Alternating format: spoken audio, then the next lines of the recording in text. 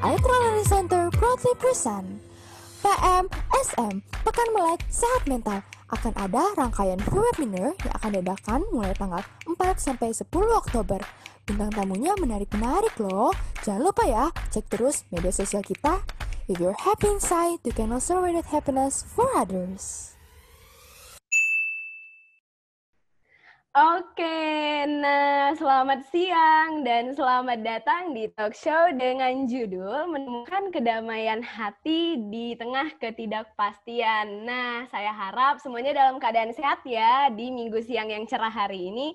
Oke, jadi sebelumnya saya akan memperkenalkan diri. Nama saya Duveldip Kaur dan saya adalah moderator yang akan memandu sesi talk show kita selama 2 jam ke depan. Nah, teman-teman tahu nggak sih siapa yang menyelenggarakan acara ini? Ya, benar sekali yang menyelenggarakannya adalah Aitra Learning Center. Kita kenalan dulu ya, sebenarnya Aitra Learning Center itu siapa? Nah, jadi Aitra Learning Center adalah Biro Pengembangan Sumber Daya Manusia yang menggunakan pendekatan psikologi positif nih, teman-teman. Jadi, kalau di Aitra Learning Center, kita itu fokusnya adalah memberikan pelatihan, training, workshop, dan seminar, dan sekarang ya menggunakan webinar. Nah, teman-teman, kenapa sih Aitra Learning Center ini adalah solusi terbaik teman-teman untuk belajar? Nah, di sini ada beberapa poin, tapi saya mau highlight 2 poin aja yang terpenting. Yang pertama, kita menggunakan high accuracy programs. Artinya, teman-teman, semua program yang dibuat di Aitra itu sesuai kebutuhan teman-teman. Kita riset dulu nih. Buktinya, teman-teman, sebelum masuk ke webinar ini, kita ada kirimkan link survei kan. Jadi, kita mau memastikan apapun materi yang kita berikan itu sesuai sama apa yang sedang teman-teman butuhkan. Dan yang kedua adalah kita menggunakan pendekatan positif psikologi, gitu ya teman-teman. Oke, Kak Anastasia Satrio, MPSI Psikolog. Nah, teman-teman, Kak Anas ini menempuh pendidikan S1-nya di Fakultas Psikologi Unika Atmajaya dan S2-nya di Magister Profesi Psikolog Klinis ANA Universitas Indonesia. Dan sekarang Kak Anas ini sedang berprofesi sebagai psikolog anak dan remaja, therapeutic play trainee dan CEA Play Therapy International UK, serta Kak Anas juga sangat-sangat aktif dalam mengadvokasi kesehatan mental sebagai mental health advocate dan survivor juga nih teman-teman. Jadi pasti pengalamannya kental banget ya. Nanti teman-teman silahkan ambil semua insight yang bisa didapatkan. Sekarang Kak Anas juga sedang melakukan praktek online di Klinik 3 Generasi, Brawijaya Klinik Kemang, dan Klinik Perhati Pluit. Tanpa berlama-lama lagi, langsung saja kita sambut, please welcome our speaker, Kak Anastasia Satrio. Hai Kak Anas. Halo teman-teman. Wah, Suaraku selamat kedengeran? siang. Kedengeran Kak Anas. Gimana Kak Anas kabarnya? Kabarnya hari ini senang, baik, dan semangat untuk bisa sharing tentang kesehatan mental buat teman-teman. Apalagi terima kasih sekali ya buat Aitra Learning Center yang sudah menyelenggarakan acara ini. Mungkin buat teman-teman cukup banyak yang baru pertama kali mendengar tentang kesehatan mental. Jadi aku pengen nanti teman-teman bertanya sebanyak-banyaknya.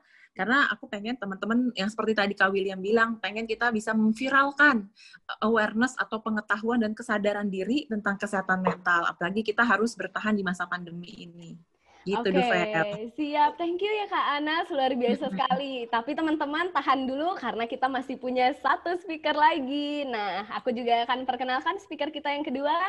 So, we have Kak Sylvia Hendarta. Jadi Kak Sylvia ini adalah seorang yoga teacher ya, dan diploma of yoga.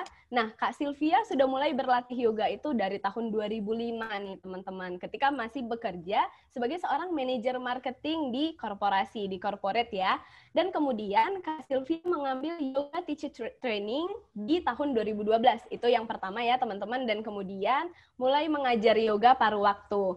Nah, setelah itu di tahun 2015, pada akhirnya Kak Sylvia meninggalkan dunia korporasi dan berfokus kepada mengajar yoga purna waktu. Dan sampai sekarang Kak Sylvia juga sangat-sangat menyukai kearifan yoga dan aspek-aspek yoga yang lebih subtil. Jadi nanti kita akan diberikan suatu pemahaman baru nih teman-teman tentang yoga dari pemahaman yang lebih luas lagi gitu ya teman-teman. So, tanpa berlama-lama, please welcome Kak Sylvia Hendarta. Yeay! Halo, thank you Devel. Ya, halo Kak Sylvia. Gimana Suaraku kabarnya? oke ya? Oke. Kabarku baik, terima kasih banyak. Halo juga Anas dan semua teman-teman di sini. Senang sekali bisa berada di sini bersama Aethria Learning Center.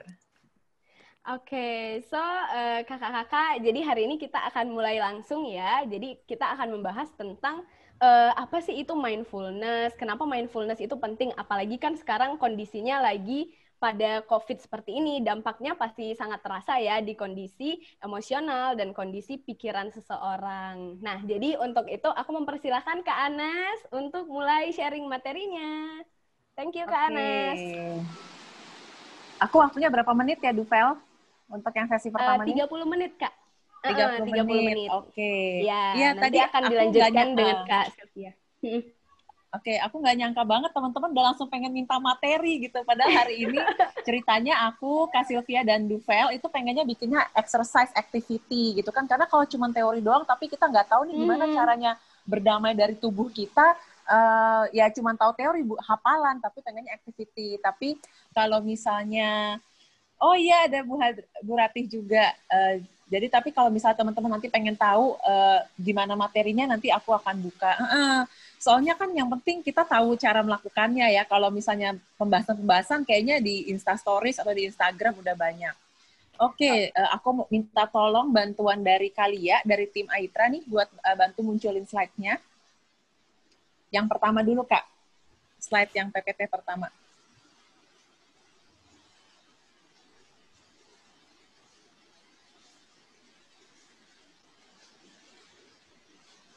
Iya, mumpung spesial banget nih acaranya gratis, terus kasihnya latihan lagi. Ini mirip kayak sesi ketemu sama psikolog konseling one-on-one loh teman-teman.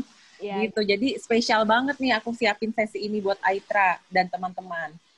Oke, nah jadi sesuai dengan tema hari ini dan terima kasih sekali loh aku dan Kak Sylvia bersama dengan Duvel nih menjadi topik pembuka ya, perdana buat sesi Pekan Melek Sehat Mental. Jadi ini cita-cita lah dari 35 tahun lalu ya bisa bikin festival kesehatan mental dan ternyata kita dapat kesempatannya di masa pandemi ini. Oke, next. Oke, aku mau tanya nih sama teman-teman. Halo, apa kabar teman-teman? Kemarin tadi pagi aku sudah ikut membaca hasil polling yang diberikan oleh Aitra Learning Center terhadap kondisi teman-teman. Tapi seperti kita mulai mau kenal emosi di hari ini, emosi itu adalah energy in motion, jadi adalah energi yang bergerak, sehingga mungkin perasaan yang kita rasakan kemarin pada saat mengisi kuesioner dengan pagi hari atau siang hari ini, dan di tempat saya mulai hujan nih di belakang, makanya mulai pakai earphone, itu emosi kita berbeda, dan nggak apa-apa, karena emosi itu bergerak gitu. Jadi untuk di jam 13.21 ini, aku mau bertanya teman-teman, gimana kabar teman-teman? Dan buat teman-teman, sesi ini adalah sesi ruang aman secara psikologis, jadi teman-teman silahkan menuliskan hal-hal yang menurut teman-teman terasa nyaman untuk di-share di kolom, di kolom chat. Halo Kak Anas. Hai Kak Anas. Wah, halo? Kak Anasnya. Oke, ya. Kak Anas sudah tersambung kembali ya Kak ya? Iya, tapi jika teman-teman merasa, oh saya nggak nyaman nih untuk share hal-hal yang bisa dilihat 143 orang, mungkin boleh kirim chat private ke Duvel atau ke saya, supaya nanti pertanyaannya bisa dibacakan, tapi kami tidak sebutkan nama. Jadi salah satu tips untuk menjaga kesehatan mental di tengah pandemi atau dalam hidup sehari-hari, nggak bisa chat private ya? Wah ini gimana ya sistemnya? Saya bukan apa, pokoknya nanti tolong dibantu dari tim teknis ya, gitu. Siap. Jadi intinya aku kepengen teman-teman berlatih yang namanya healthy boundaries, yaitu batasan yang sehat. Kadang-kadang kan kita hidup di Indonesia nggak terlalu dipentingin ya kebutuhan kita secara personal gitu. Kayak ya udah ikut-ikut aja, nggak apa-apa, sharing-sharing aja. Padahal tiap orang tuh punya keterbukaan dan caranya masing-masing untuk berbagi. Oke, terima kasih nih buat teman-teman yang ikutan menjawab. Okay. Banyak nih Kak, ada yang bilang cemas, ada yang bilang baik, ada yang bilang galau, wah beragam. Iya, nah seperti yang Kak William suka jelasin kalau lagi training Aitra, semoga minimal dari sesi hari ini, teman-teman selain tadi nanti berlatih cara-cara praktis yang akan aku dan Kak Sylvia sampaikan, teman-teman jadi tahu bahwa memberi nama emosi dengan galau, itu kita jadi malah tidak bisa memahami emosinya. Karena apa? Karena si galau ini kayak nasi padang dibungkus, dikaretin. Nggak tahu nih, di dalam galau tuh ada emosi apa aja sih? Ada emosi senang, sedih, cemas, takut. Jadi lebih baik kita pakai emosi makin spesifik. Kenapa? Karena otak kita bekerja mirip kayak pemrograman komputer atau kayak kita cari barang di Tokopedia atau di online shopping. Jadi kalau kita makin mengenali emosi kita dengan spesifik namanya apa, bahkan nanti kita akan belajar sama-sama mengenali intensitas emosi dari skala 1 sampai 10, lalu nanti bridging ke sesi Kak Sylvia, kita belajar mengenali di tubuh kita, itu dirasa emosi marah, sedih, senang, itu terasa dan tersimpan di mana sih? Itu akan membantu kita lebih mengenali emosi kita, dan mengenali emosi ternyata sama dengan mengenali diri. Dan mengenali diri sama dengan menjadi kekuatan kita, untuk kesehatan mental kita, berdamai di tengah pandemi. Jadi kebayang logikanya kayak gitu ya. Jadi thank you nih buat teman-teman yang udah sharing, capek luar dalam. Waduh, kayak gimana tuh capek luar dalam? Saya taunya panas luar dalam. Oke, nanti kita bahas ya. Tapi thank you sekali loh teman-teman udah sharing. Dan nanti nggak apa-apa terus tulis gitu ya. Oke, next slide. Kita perlu sama-sama mengakui dulu that we are not okay. Teman-teman. Oh, ada yang mau angkat cucian dulu. Oh ya, terima kasih ya, informasinya sangat penting. Jadi, ternyata untuk kita mengenali emosi, itu dimulai dari kita mengakui dan menerima. Kalau kita masih denial, kita masih enggak, ya namanya juga inilah, hidup itu kan harus bersyukur. Nah, itu yang jadi toxic positivity ya. Hidup itu kan harus menerima aja. Nah, ketika semua pakai harus, kita tuh nggak bisa kenal emosi yang kita benar-benar rasain. Paling enggak, dari yang udah teman-teman jawab di sesi siang hari ini, merasa capek, takut, khawatir, belum dapat kerjaan, juga mungkin mulai bertanya-tanya pandemi ini berapa lama, dan dari hasil polling yang kemarin di-sharing oleh tim Aitra, aku pun, we are not okay. Kita lagi nggak baik-baik aja. Diterima dulu bahwa kita nggak baik-baik aja, gitu. Dan ini adalah salah satu tips penting, yaitu namanya memvalidasi emosi. Validasi emosi itu mirip seperti pada saat kita pesen makanan dari GoFood online atau Gojek online, dia akan nanya balik si abangnya, aplikasi sesuai pesanan ya Kak? Pesannya sate ayam ya, pesannya soto. Iya, betul Mbak Sylvia. Jadi kita pun perlu menyadari, oh saya ini lagi ngerasa deg-degan di dada saya. Oh ini kepala saya lagi sakit karena saya habis nahan marah atau cemas. Gitu. Jadi we are not okay. Kita lagi nggak baik-baik aja. Okay. Dan nggak apa-apa menyadari emosi ini. Gitu. Jadi kalau teman-teman yang belum pernah kebayang, kayak apa sih sesi konseling one-on-one dengan psikolog gitu ya. Paling nggak dengan saya, karena psikolog-psikolog tuh punya banyak pendekatan yang berbeda, kayak guru yoga ya Mbak Sylvia ya. Nah, kalau saya akan membantu teman-teman mengenali dulu dan menyadari, menerima realita, perasaan yang kita rasain itu apa. Lalu saya memvalidasi, oh kamu lagi ngerasa capek ya? Kamu lagi ngerasa, lagi ngerasa ada penyesalan ya? Lagi ngerasa ada campur aduk ya? Ada excited, jenuh, sama was-was gitu. Ada perasaan gembira ya? Kayak gitu. Next. Nah, sekarang kita mulai masuk ke apa saja sih emosi-emosi yang teman-teman rasakan. Untuk teman-teman yang belum terbiasa mengenali emosi, aku mau ajak teman-teman latihan napas sebentar. Jadi cara napasnya itu adalah tarik nafas, perut dikembungkan, buang nafas, perut dikempeskan. Tarik nafas, perut dikembungkan, buang nafas, perut dikempeskan. Jadi buat teman-teman boleh pilih yang di akhir, mau menutup napas dengan hidung lagi, tarik napas dari hidung, buang napas dengan hidung, atau pas buang itu bersuara karena kalau kita banyak memendam, menyimpan emosi di dalam diri kita, ada kan tipe orang, ada 2 tipe nih teman-teman. Ada yang tipenya emosi itu dipendam, kayak nyimpen emas atau reksadana gitu ya. Tapi nggak berbuah nih, makanya kita mesti belajar emosi jangan disimpan, nanti Mbak Sylvia akan ceritain. Nah, terus habis itu emosi yang tipenya reaktif, tapi reaktif senggol bacok, marah gebok orang, marah langsung online shaming di internet. Padahal pengelolaan emosi itu nanti kita perlu belajar di tengah-tengah. Jadi rasain emosi tapi munculnya itu baik-baik cara menyampaikannya. Nah, tarik napasnya itu kita latihan dulu. Tarik nafas, perut dikembungkan, jadi fokusnya kalau pikiran mulai kemana-mana, nggak apa-apa. Namanya juga baru latihan. Jadi kita akan fokuskan ke sensasinya, napas yang dihirup dan nafas yang dihembuskan. Ya, Jadi latihan 3 kali 5 kali aja, karena ini bukan latihan relaksasi nanti sama Mbak Sylvia, ini bantu kita bisa connect sama diri kita. Karena saking teman-teman percaya nggak, aku percaya banget sama quotes, so many years of education, no one teach us yet how to love and how to know our emotion. Wah, bener, Kak, Bertahun-tahun bener. kita sekolah ya Duvel ya, Iya, nggak ada bener. yang ngajarin kita caranya mencintai diri, Sendiri, disuruhnya ngerjain iya. ujian. Nggak ada, Bener. belum ada yang ngajarin bagaimana mengelola emosi. Makanya hebat Iya, banget nih Aitra dari 11-12 tahun lalu udah banyak ngajar Udah ke aware. sekolah-sekolah untuk tentang mengenali emosi. Nah, jadi tarik nafas, perut dikembungkan, buang nafas, perut dikempeskan. Jadi kalau teman-teman ngerasa banyak beban berat di emosi yang kesimpan di tubuh, di dada rasanya sesek, buang napasnya tadi. Gitu ya. Belum ada hitungannya, karena itu kita terlalu banyak pakai hitungan-hitungan kuantitatif, padahal manusia itu banyak kualitatifnya. Jadi just being, bukan doing. Kita perlu berlatih di sesi hari ini, belajar menjadi human being, bukan human doing. Cuma ngelakuin, tapi nggak memaknai. Ya, tarik nafas lagi. 2 kali lagi, tarik nafas yang dalam, perut dikembungkan. Buang nafas, perut dikempeskan. 1 kali lagi, tarik nafas, perut dikembungkan. Dan buang nafas, perut dikempeskan.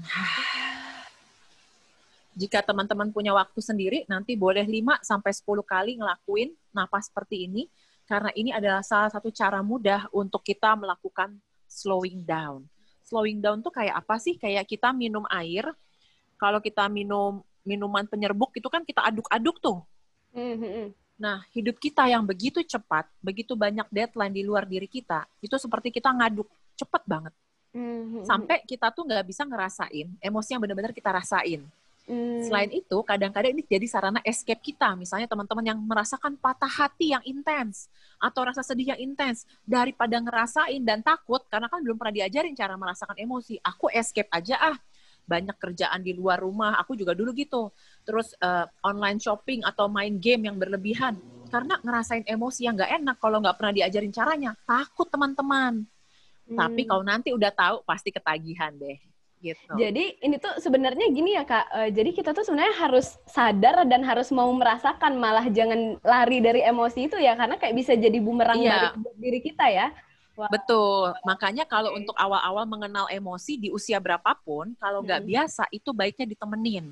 Kayak kita belajar berenang. Jadi belajar berenang kalau yang bener kan bukan dijorokin ke kolam ya, tapi ditemenin sama yang ngerti. Oke, gerakan tangan kanan, gerakan tangan kiri. Nah, sekarang aku sama Kak Sylvia hari ini memandu teman-teman. Karena mengenali emosi itu sangat perlu merasa aman. Merasa aman secara emosi bahwa saya tidak akan memproses, mengakses hal-hal yang di luar saya mau akses hari ini. Gitu. Jadi balik lagi ke slide tadi, setelah tadi coba relaksasi, kalau mungkin belum kerasa boleh napas lagi sendiri, tarik nafas, perut dikembungin, buang nafas. Sekarang jawab lagi, apa saja emosi-emosi yang kamu rasakan. Aku akan tunggu, gitu. Walaupun aku punya 30 menit, nggak apa-apa, aku tunggu 2-3 menit, supaya teman-teman benar-benar ngerasain emosi yang sebenarnya. Oke, teman-teman, ayo boleh silahkan ditelaah lagi ke dirinya masing-masing, kira-kira lagi ngerasain apa ya sekarang, gitu. Boleh kasih di kolom chat ya. Iya, betul. Ada yang frustasi. Apapun emosi yang teman-teman rasakan, itu wajar dan valid. Semua emosi yang kita rasakan adalah emosi-emosi wajar di kondisi yang tidak wajar seperti pandemi ini. Ya? Oke, terima kasih. Itu kan makin keluar ya emosi-emosi yang sebenarnya. Banyak kan cemas dan takut nih, Kak Anas nih. Betul. Oke. Nggak tahu juga nggak apa-apa. Nggak apa-apa. Kadang emosinya sejak kita masa remaja, teman-teman, dari masa puber sampai menuju dewasa, kita itu banyak ngerasain mixed emotion. Kalau waktu kecil, emosinya single emotion, kayak di film Inside Out. Senang-senang aja, sedih-sedih aja. Begitu masuk remaja sampai dewasa, kita kadang ngerasa capek tapi masih pengen, takut tapi mau, gitu kan ya. Nah, it's okay menerima paradoks ini. Suka campur aduk kan, kayak nasi campur atau nasi padang, makanya jangan pakai kata galau. Nanti kita nggak tahu isinya apa ya. Bener-bener gitu. Kak, bener. Tapi itu adalah hal yang normal ya, Kak? Ketika kita Normal. ngerasain satu emosi, tapi ada emosi lain lagi, itu berarti nggak apa-apa Iya, dong ya? betul. Oke. Termasuk sama pasangan atau gebetan, karena katanya di masa pandemi ini, menurut survei Aitra Duvel, banyak banget yang punya stres itu karena pasangan. Oh Jadi gitu. benci-benci rindu tuh wajar loh teman-teman, gitu kan. Aku Oke. kangen sama pacarku, tapi kok dia ngeselin ya, wajar ternyata. Itu Gitu. biasanya cewek kayak gitu tuh, Kak, kangen, tapi nggak mau bilang kangen kan, jadinya malah Oh. kayak marah-marah nggak jelas gitu ya nggak sih? Teman-teman di sini ada yang ngerasain nggak? Iya, terus ada yang ngerasain nih khawatir, rindu, kumpul, dan hampa. Nggak apa-apa. Oke. Next slide. Supaya bisa masuk ke sesi Mbak Sylvia di jam on time. Siap. Berikutnya, tadi itu perasaan. Perasaan itu kerasanya di dada ya. Tapi nanti aku akan kasih lihat gambarnya, sebenarnya yang proses tuh di otak. Jadi kalau bilang sakit hati itu sebenarnya diproses di otak juga, di area namanya amigdala gitu. Nah, sekarang kita mau mulai ke atas nih, ke pikiran. Nggak usah lah panjang-panjang, nggak usah dari 6 bulan awal pandemi, susah recall-nya kayak yang inget film ya. Yang dirasain dulu apa saja pikiran-pikiran yang muncul selama 2 minggu atau sebulan terakhir. Jadi kalau 2 minggu tuh dari minggu yang lalu, hari minggu-minggu lalu, dan minggu berikutnya. Dan pikiran ini sebisa mungkin ditulisnya itu dalam bentuk kalimat langsung. Misalnya munculnya begini, duh kok hidup gue gini-gini aja ya. Kalimat langsung kan? Gitu. Oh iya, benar. Atau kayak, kok dia kayaknya hidupnya enak-enak aja, gue menderita ya. Gitu. Jadi kalimat langsung. Jadi jangan kalimat kayak kalimat bahasa Indonesia resmi kayak pembukaan undang-undang ya. Kalimat langsung aja. Karena ini yang kesimpan di otak kita, teman-teman. Oke, teman-teman boleh dibantu ya di kolom chatnya, dikasih tahu kira-kira apa tuh kalimat langsungnya. Iya, pakai tanda kutip ya, biar makin kerasa real. Oh, ini kalimat yang kesimpan di otak saya. Iya, benar. Wah, ini hari ini kita fokusnya belajar dulu tentang diri sendiri, tapi sebenarnya kalimat-kalimat dari orang lain pun masuk otak kita kan kayak kalimat langsung, mirip kayak sinetron di Indosiar kan. Masa gini aja kamu nggak bisa zoom in, zoom out, melotot gitu kan. Iya. Wah, ini udah ada respon nih, Kak. Beberapa. Ada yang bilang, kok dia bisa, aku nggak bisa ya. Kok dia bisa sih? Hidup nggak adil banget ya, wah. Bener. Nah, sama seperti perasaan atau emosi tadi, apapun pikiran-pikiran yang muncul dalam diri kita di saat ini, atau dalam 2 minggu, sebulan terakhir, ini adalah emosi atau pikiran-pikiran yang wajar. Teman-teman boleh kok mikir kayak gini. Seringkali ketika kita hidup dulu bertumbuh besar sebagai anak dengan orang tua, dengan kakek nenek dan lingkungan yang belum paham dan mengerti soal emosi dan kesehatan mental, kita pun nggak pernah diterima dan diakui, divalidasi pikirannya. Itu mah pikiran anak kecil, kamu berlebihan. Bener. Nanti kalau istilah zaman sekarang yang lagi ngetren namanya gaslighting. Nggak kayak gitu kok, gitu. Padahal kita itu perlu untuk lebih mengenali diri dan nanti tahu berdamai, kita harus kenal dulu yang lagi kita pikirin apa. Kalau nggak sesuai sama realita, nggak tahu apa yang mesti dikerjain. Masa depanku gelap banget. Gitu, karena hanya dengan merasa diterima aja, kita sudah merasa lebih lega. Ini kan padahal bukan sesi konseling one-on-one, ini sesi massal nih. Udah kayak lagi konser ya, 150 orang. Teman-teman rasanya lebih enak dan lebih lega nggak hanya dengan menuliskan di kolom chat dan tidak ada penghakiman. Nggak ada judgement. Boleh ngerasain apapun dan wajar loh yang kita rasain. Ya, segitu powerfulnya the power of acceptance. Segitu berharganya merasa diterima. Dan ketika kita berharap bisa diterima oleh orang lain, oleh pasangan kita, ternyata pertama dan terutama kita perlu berlatih dan belajar menerima dulu diri kita sendiri, mulai dari menerima, mengakui, memberi ruang atau kasih safe space untuk emosi-emosi dan pikiran kita. Kadang juga ya kan, berarti kayak kita tuh kayak misalnya contohnya Duvel nih gitu kan, sering kali kayak kok kayaknya misalnya teman lah ya konteksnya, kok kayaknya temanku nggak bisa nerima aku lagi ngerasa, misalnya aku lagi ngerasa down gitu, aku lagi ngerasa down deh, terus dia bilang, udah itu pikiranmu aja. Terkadang mungkin kita terlalu memaksakan orang menerima, tapi ternyata kita juga belum nerima gitu ya. Jadi lebih bagus dimulai dari diri sendiri gitu ya Kak Anas ya. Iya, betul. Nah, kita next slide dulu. Jadi kalau tadi teman-teman nanya, boleh bagi slide nggak? Slide aku isinya mengajak teman-teman nih pertanyaan-pertanyaan. Tapi nanti aku akan bikinin summary deh buat teman-teman ya, spesial buat Pekan Kesehatan Mental Aitra. Mantap. Sekarang tadi udah tahu nih emosinya. Sekarang pakai skala, kayak level kepedasan, keripik maicih ya. Wah. Atau bulgogi gitu ya. Aku kok bawa makanan mulu ya, lapar ya kayak jam segini ya. Oke. Butuh Dari cemilan. skala 1 sampai 10, emosi-emosi yang sedang kamu rasakan, karena kita nggak bisa bahas emosi yang kemarin atau yang akan datang, yang present moment. Inilah yang disebut mindfulness yang kalau tadi Duvel tanyain. Oke. Gitu. Karena mindfulness itu adalah being present here and now. Cuman that's why kalau di film Kung Fu Panda dibilang present, today is the present gitu. Sekarang itu adalah hadiah gitu. Dirasain dalam diri dari skala 1 sampai 10 seberapa intens emosi yang lagi dirasain. Apapun jawabannya itu valid.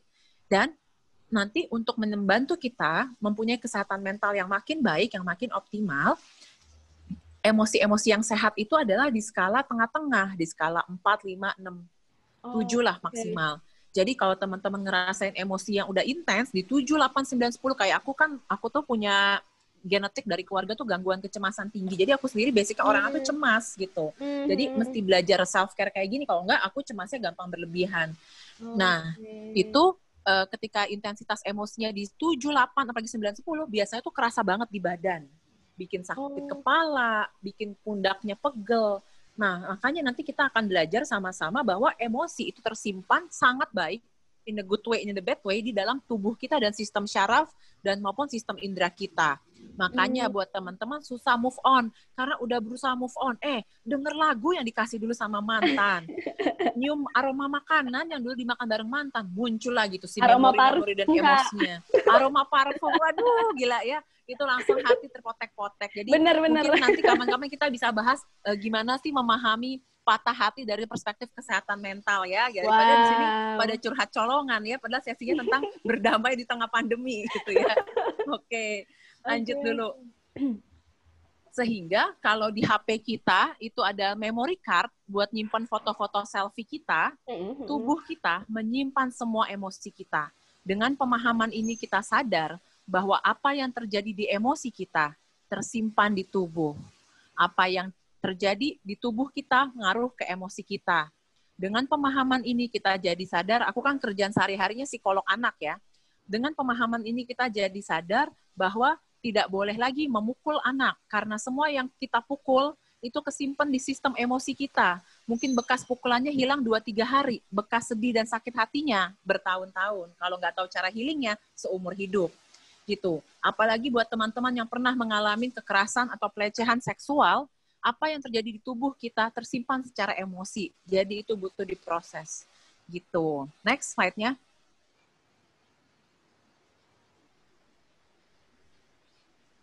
Nah, ketika teman-teman kita semua bisa merasakan banyak hal nggak enak yang dirasakan di masa pandemi ini, ternyata pandemi ini ternyata menjadi kesempatan.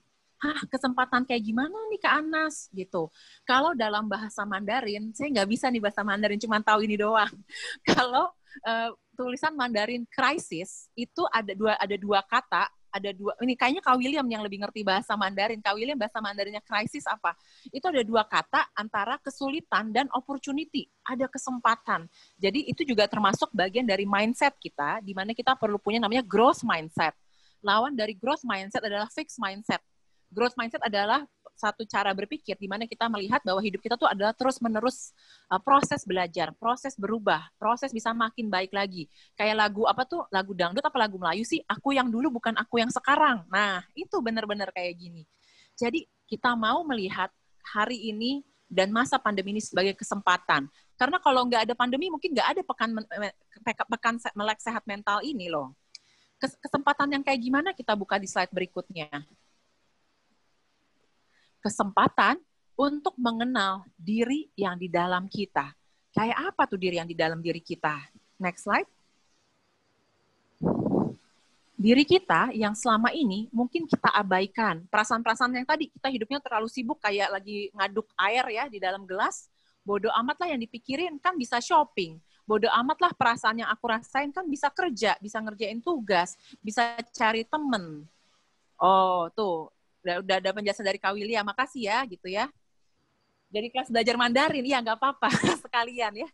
Terus abis itu kita anggap itu lupain aja, karena kita kan dapat pembelajaran yang salah nih dari lingkungan, karena mereka nggak kenal emosi orang tua kita, kakek nenek kita.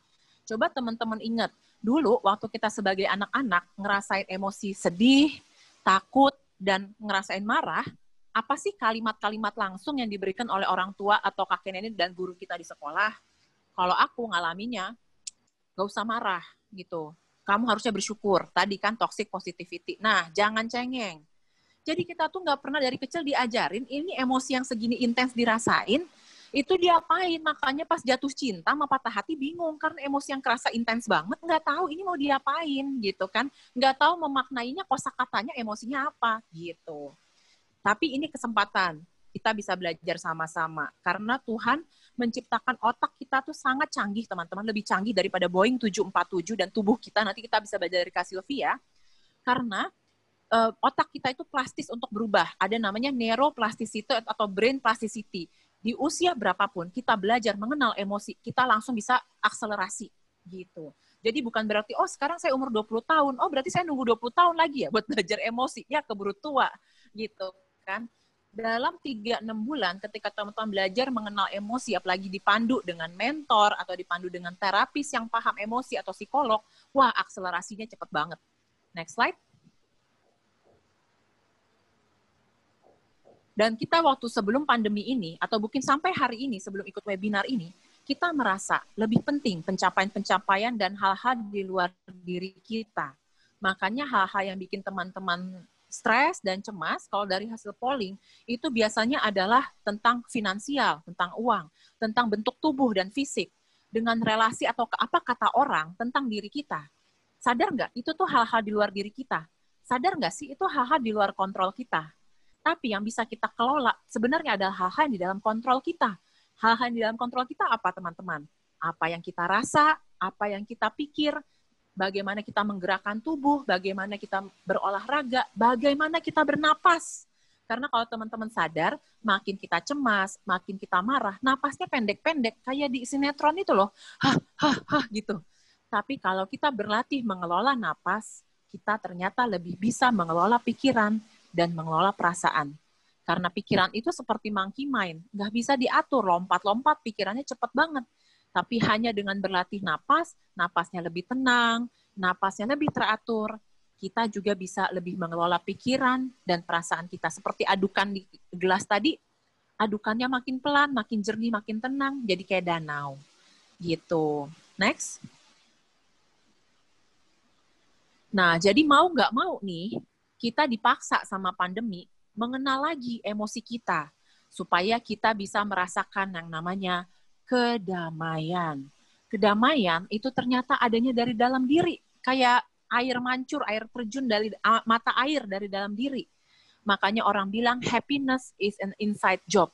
Gak ada pasangan mau sekeren Prince William yang bisa, kecuali Kak William Sullivan Budiman mungkin ya, maaf ya, namanya mirip. Mau sama siapapun, mau sama Rihanna kayak Taylor Swift, kalau kita nggak punya rasa secure dari dalam diri, nggak punya ketenangan emosi dari dalam, mau pasangannya sekeren apapun, tetap rasanya insecure, tetap rasanya takut, karena ternyata tugas membahagiakan diri kita adalah tugas dan tanggung jawab kita sendiri, apalagi sejak usia remaja sampai dewasa, bukan tugas orang lain, gitu ya. Dan aku mau kasih gambar, kenapa? Soalnya orang kadang-kadang masih suka salah kaprah, mikirnya adalah, oh emosi mah perasaan doang, perasaan kamu doang, itu mah nggak ada, itu mah lebay doang. Nih, aku kasih lihat gambar di otak, ini yang versi simpelnya, versi lebih kompleksnya teman-teman bisa lihat hasil MRI di Google. Emosi itu diproses di otak, dan itu di bagian dalam, artinya dia berkembang lebih dulu sebelum kemampuan berpikir kita. Sementara sekolah dan sistem pendidikan kita, baik di rumah maupun di sekolah, ngajarinnya apa? Berpikir dulu, emosinya ambiar. Nggak heran kita sampai hari ini, walaupun ada pelajaran PPKN dari kecil, nggak paham caranya mengenali emosi. Bahkan emosi diri kita sendiri. Jadi boro-boro suruh empati sama orang. Orang sebelum pandemi, orang-orang nggak paham. Orang mesti pakai helm buat otaknya diri sendiri loh. Pakai helm buat keselamatan diri sendiri aja, keamanan diri sendiri aja nggak paham. Gimana mikirin orang lain? Makanya di jalan kacau banget nih di Indonesia. Pakai masker. Jangankan buat orang lain, buat diri sendiri aja nggak paham. Kenapa sih saya perlu pakai masker? kenapa sih kita perlu merasa feeling good ngelakuin hal baik, kenapa disiplin tuh harus pakai emosi, karena kalau kita merasa senang melakukan hal baik, kita pengen ngelakuin terus. Tapi kalau itu wajib dan harus, apalagi pakai ditakut-takutin dan diancam, kita ngerasanya males karena emosinya nggak enak. Gitu. Makanya kita punya asosiasi yang negatif dengan kata belajar. Karena dulu banyak pengalaman kita belajar dipaksa, diancam, bahkan diharus-harusin. Gitu. Sekarang kita mau belajar dengan menyenangkan, salah satunya bersama dengan Aitra ini. Nah, next slide. Nah, jadi ketika kita nggak bisa keluar rumah, ketika kita nggak bisa ketemu banyak orang, ini adalah undangan. Ini adalah kesempatan untuk kita going inside ourselves, yang selama ini berbelas tahun, berpuluh tahun hidup jadi manusia, kita nggak tahu caranya gimana. Next slide. Jadi emosi adalah pesan yang sangat-sangat penting, dan ia tersimpan di tubuh kita. Kayaknya ini slide terakhir deh, ada slide lagi nggak ya? Oke, nah itu slide dari aku. Karena emosi tersimpan dari tubuh, kita mau dengar dari Kak Sylvia. Gimana sih mengenali emosi yang tersimpan di tubuh? Dan mungkin tubuh ini adalah jembatan yang sangat penting buat manusia, karena kan emosi abstrak nih. Ilmu psikologi abstrak, mana nih bendanya, nggak ada ya. Tapi kalau kerasa di tubuh, sakit hatinya di sini nih, gitu kan. Cemasnya di sini nih. Mungkin kita bisa belajar. Oke, silahkan Kak Sylvia. Mungkin aku mau nambahin dikit juga ya dari Kak Anas. Nah, tadi kan ini berarti relate juga nih ke hasil survei yang tadi pagi udah kita dapet gitu kan ya, dan hasil chit-chat yang udah kita baca tadi, emosi itu kan berarti akan mempengaruhi tubuh dan pikiran gitu kan, bener ya? Nah, jadi sekarang kalau tadi kita udah denger nih dari Kak Anas cara garis besarnya. Nah, sekarang kita mau go deep insight gitu ya, lebih masuk ke dalam tentang mempelajari mindful tadi, mengendalikan emosi tadi dari Kak Sylvia, dan salah satu medianya itu pasti menggunakan yoga ya Kak ya. Jadi kita di sini biar teman-teman tahu juga nih kita menggunakan point of view yoga gitu. Oke Kak Sylvia, please have yourself. Oke. Thank you Anas dan Dupel. Penjelasannya very clear Anas. Terima kasih banyak. Jadi memang kalau yoga ya melihat human being itu tuh sebagai satu kesatuan gitu ya. Kalau kita orang modern kadang-kadang cenderung mengkotak-kotakan ya. Misalnya kita melihatnya tubuh ya tubuh, mental ya mental gitu kan ya. Kalau sakit fisik perginya ke dokter fisik, kalau sakit mental perginya ke dokter mental. Which is good gitu ya. Ada ya it's not bad, tapi karena saking terkotak-kotaknya, sometimes kita lupa bahwa itu semua itu sebetulnya nyambung gitu ya. Jadi ada connection ya.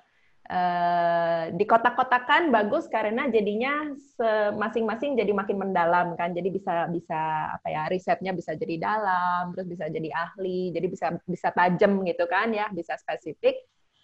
Cuman sangat disayangkan seringnya jadinya lupa bahwa ada connection satu sama lain. Dan justru aku tuh salut banget sama practitioner yang seperti Anas misalnya, yang karena aku udah kenal Anas sebelumnya, yang memang approach-nya itu dari awal ya mind body itu tuh kayak nyatu gitu ya Anas ya. Dan kalau aku kan dari yoga ya ngomongnya, kalau dari yoga ya memang yoga itu melihat manusia itu sebagai satu kesatuan, sebagai spektrum dari yang paling solid, maksudnya solid itu tuh paling kelihatan gitu ya, paling tangible, which is the physical body, tubuh, sampai ke yang paling subtle gitu ya, sampai yang paling nggak kelihatan. Nah, emosi itu tuh ada somewhere menuju ke yang lebih halus atau lebih subtle, nggak kelihatan ya. Tapi ya ini good news-nya berarti apapun yang kita lakukan along the spectrum ya, itu tuh akan mempengaruhi semuanya. Ya. Jadi misalnya kita ngapa-ngapain dengan tubuh gitu ya, itu tuh akan mempengaruhi yang lain.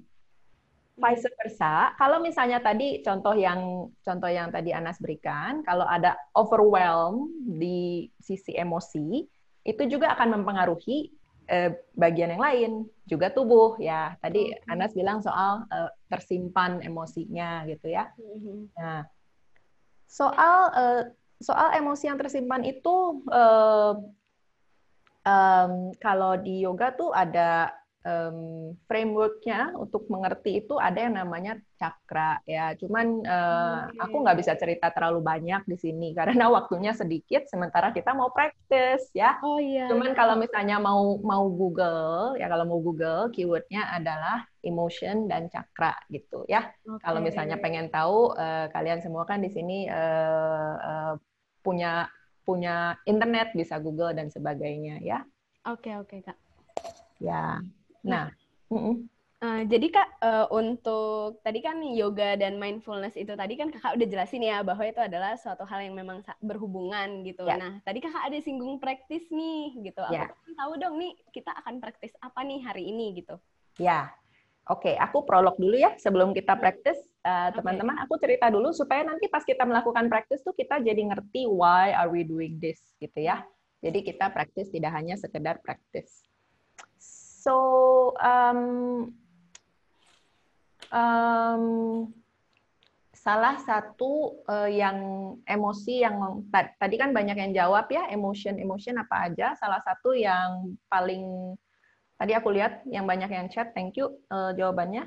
Memang yang paling terhighlight sekarang adalah cemas ya, anxiety gitu kan ya.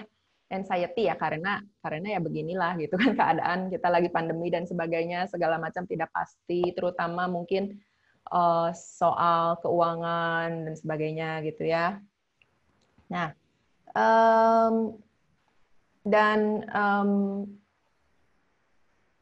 kecemasan ini tuh akan selalu ada sebetulnya karena cemas itu is actually a normal reaction atau normal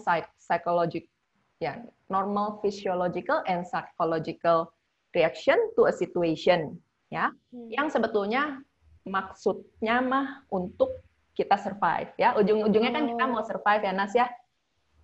Cuman yang jadi masalah adalah ketika si anxiety atau cemas ini tuh terus-terusan di situ ya, terus-terusan aja di situ, tapi nggak dikasih nggak dikasih jeda atau nggak dikasih kesempatan untuk untuk turun gitu ya. Ini deh, bayangin aja manusia zaman dulu. Manusia zaman dulu itu kan kecemasannya itu misalnya ketemu binatang buas gitu ya. Ketemu binatang buas, waduh binatang buas nanti saya dimakan, cemas kan? Terus kan dia lari, kabur gitu kan ya. Terus kan udah, misalnya dia berhasil lari gitu. Terus udah kan selesai cemasnya ya. Habis itu dia akan relax lagi ya. Jadi ada selesainya gitu, ada closure-nya cemasnya. And then ada waktu dan ada proses untuk si rasa cemas itu tuh terolah ya. Bahkan kegiatan dia lari atau kegiatan dia berantem sama binatang itu tuh udah mengolah sebetulnya, udah mengolah si emosi anxiety ini. Tapi kita manusia modern, especially during this time ya, kita tidak ada opportunity, tidak ada kesempatan, kurang ada kesempatan untuk mengolah si rasa cemas ini.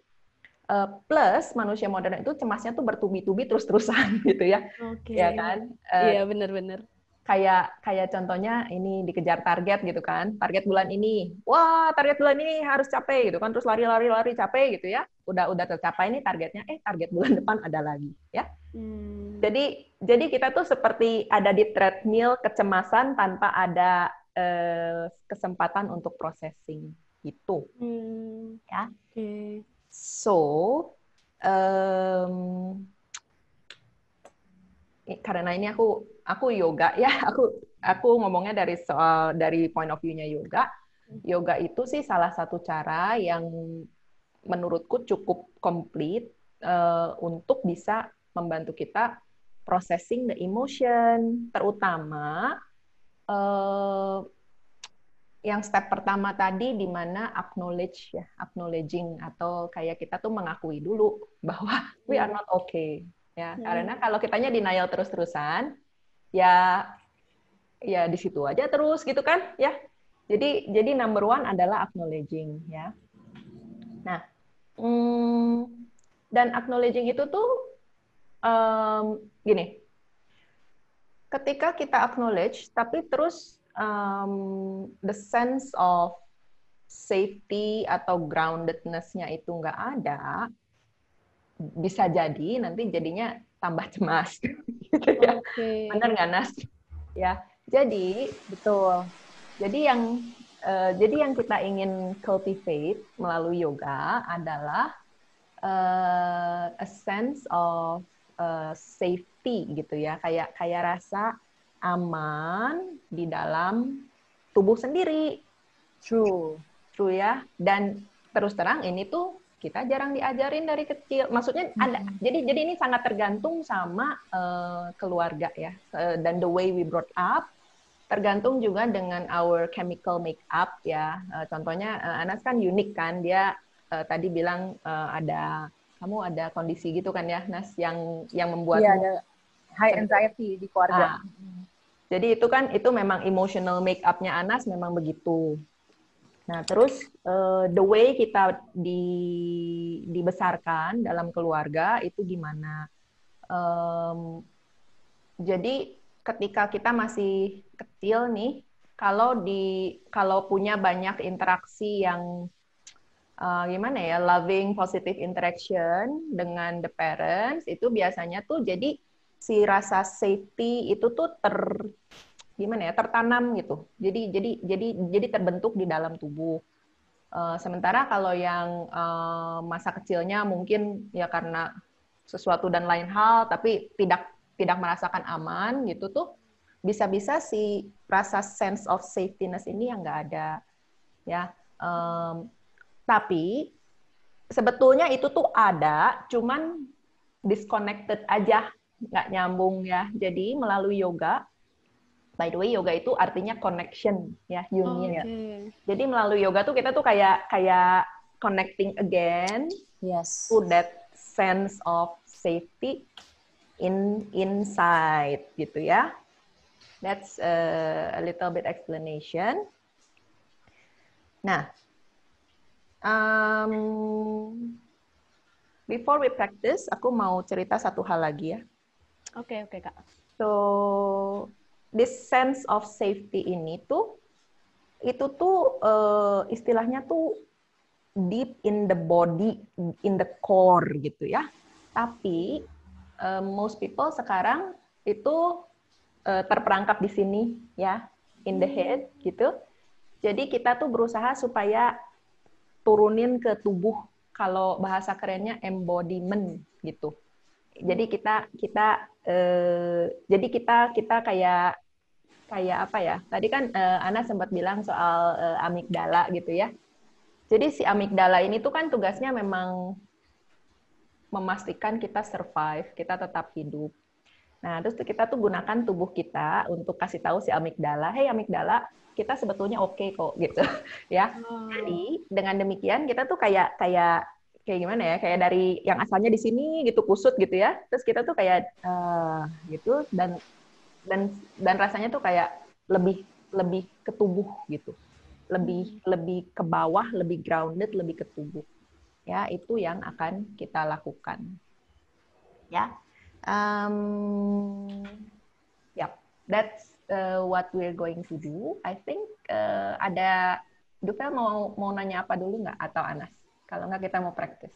Aku mau nambahin dikit, Mbak Sylvia. Jadi no worries Mbak Sylvia, jelasin secara yoganya, nanti aku terjemahin dari bahasa lebih kekiniannya. Ya.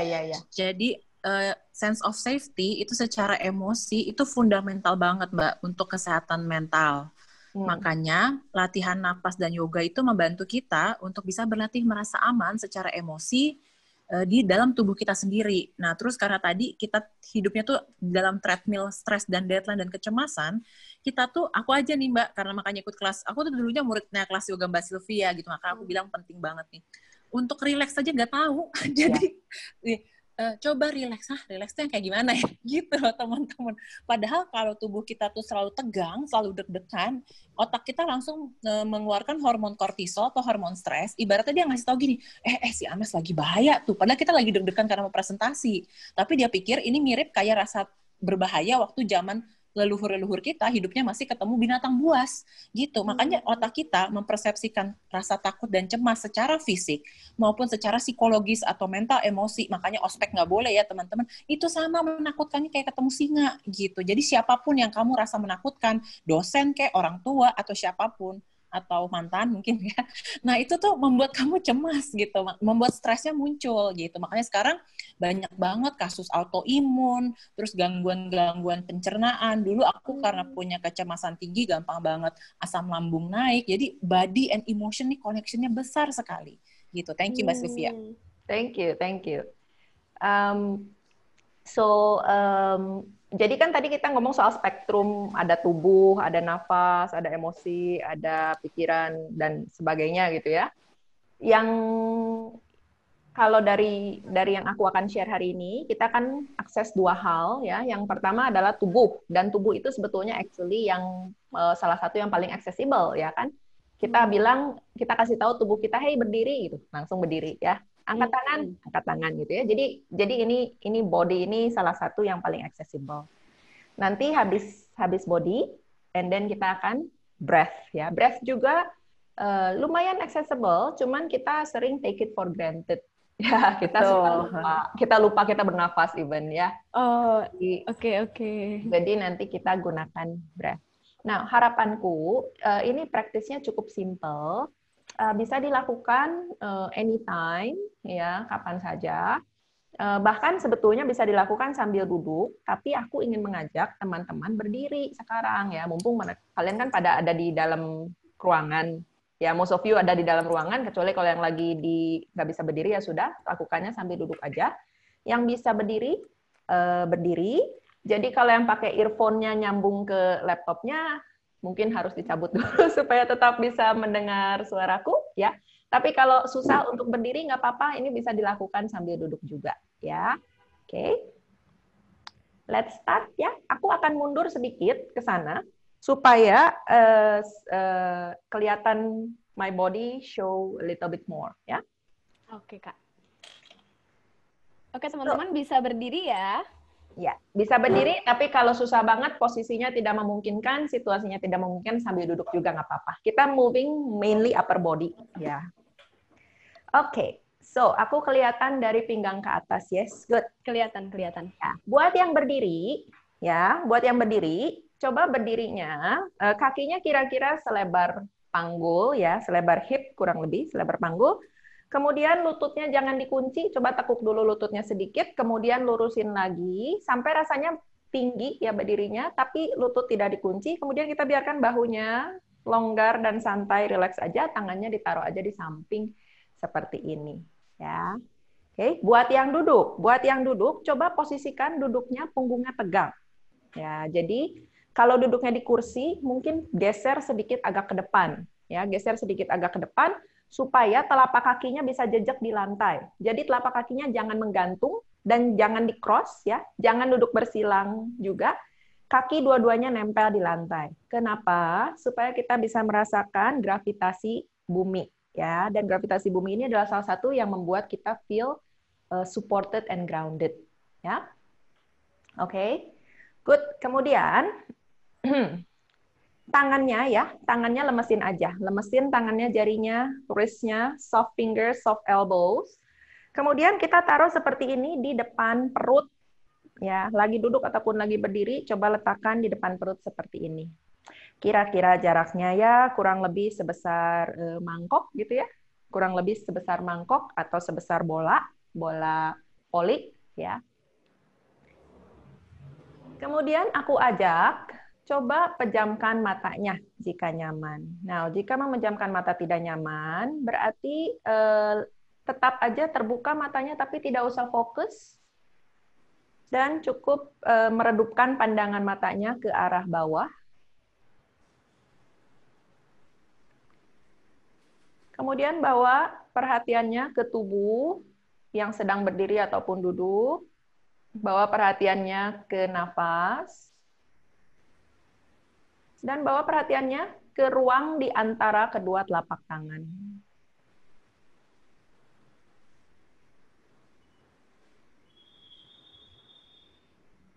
Kemudian biarkan nafas masuk dan keluar. Dan kita bisa praktekkan yang tadi Anas ajarkan di awal.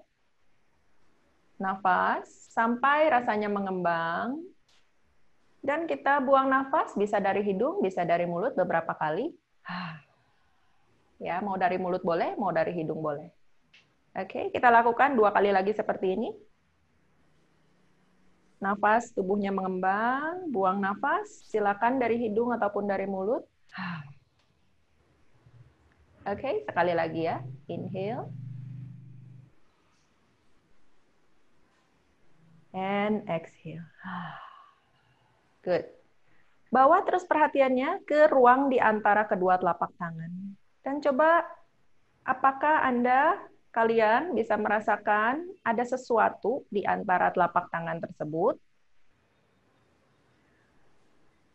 Kemudian coba perhatikan ketika kita nafas masuk, si ruangan di antara telapak tangan itu seperti ada sensasi mengembang sedikit. Dan ketika buang nafas seperti mengempis sedikit ya, seperti balon yang mengembang dan mengempis seiring dengan nafas. Oke. Oke, boleh buka dulu matanya. Oke. Now, karena ini yang barusan ya, it takes a certain kind of sensitivity dan mungkin beberapa belum merasakan ya, aku kasih shortcut ya. Jadi kalau yang tadi terus udah berusaha tapi nggak berasa apa-apa ya, biasanya tuh nanti berasa ada seperti sesuatu di antara telapak tangan. Kalau masih belum berasa, ini shortcutnya ya. Shortcutnya adalah kita either you rub the hand ya, digosok seperti ini, gitu ya. Kemudian baru kita beginikan. Oke, atau you can clap your hands seperti ini. Ditepuk-tepuk aja ya. Ditepuk-tepuk tangannya.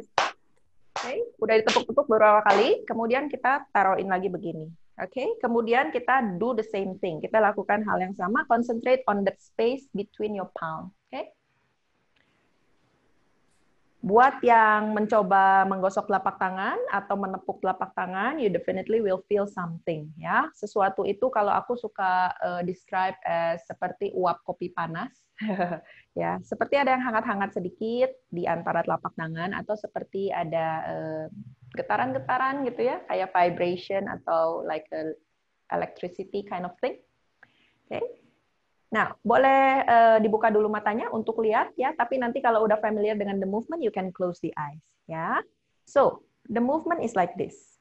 Si telapak tangannya ini kita bawa ke depan, kemudian bawa ke arah atas, sekira-kira setinggi kepala, kemudian kita tarik lagi ke arah badan, kemudian kita seperti mendorong lagi si uap panas tadi ke arah bawah ya, simple ya. Sambil inhale, bring the arms forward and up. Sambil exhale, bring the arms towards you and down. Okay? Sambil inhale, arms forward and up. Sambil exhale, arms forward and down. Soft elbows, soft fingers, soft wrists. Lakukan beberapa kali lagi, pakai nafasnya aja masing-masing. Use your own breath. Pakai nafasnya masing-masing. Ya, in this way, kita lagi connecting to our energetical aspect of the body. Ya. Setiap kali inhale, bring the arms, kira-kira face level. Dan setiap kali exhale, we bring the palms down. Okay, let's do one more. Ketika inhale, we bring the arm forward and up. Dan ketika exhale, we bring the arm in and down. Very good. Now, kita akan make the circle bigger. Ya, ketika inhale, we bring the arm to the sides and up. Oke, kemudian ketika exhale, kayak tadi, kita deketin ke arah badan and down.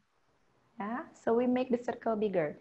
Seolah-olah kita lagi smoothening our energetical circle around us, ya. Ketika exhale, bring the palm down towards the lower belly. Okay. Ketika inhale, we expand the arm and reach up. Ketika exhale, we bring the arm down. Now, buat yang berdiri, kalau yang duduk berarti tetap aja. Buat yang berdiri, dicoba ketika inhale, buka tangan ke samping, ke atas, dan jinjit. Ya, go higher, jinjit. Kemudian ketika exhale, bring your heels down. Jadi turun, tekuk lututnya sedikit, and come lower. Ya, jadi seperti mau jongkok, tapi nggak usah terlalu bawah. Ya, ketika inhale, we bring the arm to the sides and up. And ketika exhale, we bring the arm down. Oke, satu kali lagi seperti ini. Inhale. Good. And exhale. Now, kita akan berputar sedikit ya, berputar sedikit. So I'm going to turn to my right ya. Same arm position, same soft wrist, soft elbow. I'm going to turn to my right like this. Inhale ke atas. And then exhale, turunnya lewat kiri. Ya. Good. Ketika inhale, we turn the arm to the right and up. Dan ketika exhale, turn to the left and down. Sekarang coba involve the spine. Gimana caranya involve the spine, tulang belakang? Berarti ketika kita putar ke kanan, badannya melengkung sedikit ke kanan. And then up. Buat yang berdiri silakan jinjit, buat yang duduk nggak usah jinjit, nggak apa-apa. And then when you go down to the left, turn your body to the left and down slightly. Ya, jadi kita seperti make circle with the body. Ya, inhale, bawa ke arah kanan and up. So your whole body now is moving. Your whole body now is moving and down. Okay, we're going to change. Tukar ke arah kiri. Ya, tukar ke arah kiri. Bawa tangannya ke arah kiri and up. And then exhale-nya muternya ke arah kanan and down. Oke, kita lakukan 2 kali lagi ya. Breathe in, left and up. And breathe out, right and down. Oke, 1 kali lagi seperti ini. Breathe in, left and up. Exhale, right and down. Good. Berhenti dulu sebentar, parkir dulu di depan perut lagi. Ya, di depan perut, kemudian tangannya kayak tadi. Attention to the space between your palm. Rasain di bagian antara telapak tangan. Okay. Hopefully by this time you feel a slight change. Ya, ada yang berubah sedikit. Mungkin tidak bisa dinamain perubahannya karena if this is new for you, ya mungkin belum terlalu terasa dan belum punya namanya. Tapi rasain aja. Ya, there's a shift gitu ya. Oke. Okay.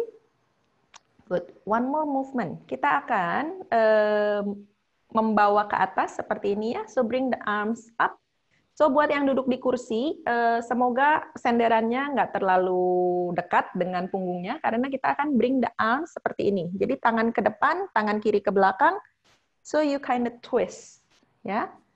Kemudian balik lagi ke tengah, balik lagi ke atas. Ya, kemudian kita twist ke arah kanan, tangan kiri ke depan, tangan kanannya ke arah belakang. Ya, buat yang berdiri, so make sure you have enough space. Inhale, arms forward and up, seperti lagi narik cloud-nya ke atas. Exhale, turn to the left, right arm ke arah depan, left arm ke arah belakang. Okay, simple. Inhale, arm center up. Exhale ke arah samping kanan, tangan kiri ke depan, tangan kanan ke belakang. Okay, we'll just do one more. Inhale. Bayangkan ini kita lagi fortifying our energetical bubble. Exhale di sini, ya. Good. Sekali lagi, 1 kali lagi menghadap ke arah kanan. Breathe in. And breathe out. Good. Kemudian balik lagi ke arah tengah. Kita lakukan sekali lagi yang di tengah. Inhale. Bawa ke atas. Now, turn your palms facing out and then exhale. Kita kayak menguak apa ya? Kayak menguak kabut. Ya. Inhale. Bawa lagi ke tengah dan ke atas. Turn your palms out, exhale. Kuaklah kabut itu dan in this way kita seperti mengisi lagi our energetical bubble. Ya, dan bayangkan aja kita ada di dalam sebuah bubble yang sedang kita bikin rapih, kita bikin penuh, kita bikin full. Ya, 1 lagi. Good. Okay. Nah, udah di sini, parkir lagi tangannya di depan perut, pegang balon lagi ya, pegang balon lagi di depan perut bawah. Oke. Aku ajak pejamkan mata sebentar dan hening sebentar dan merasakan saja sejenak apapun yang terasa di dalam tubuh saat ini apa adanya. Kemudian bawa perhatiannya ke ruang di antara telapak tangan.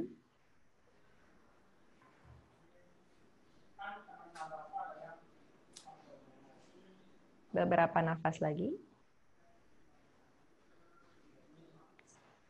Oke.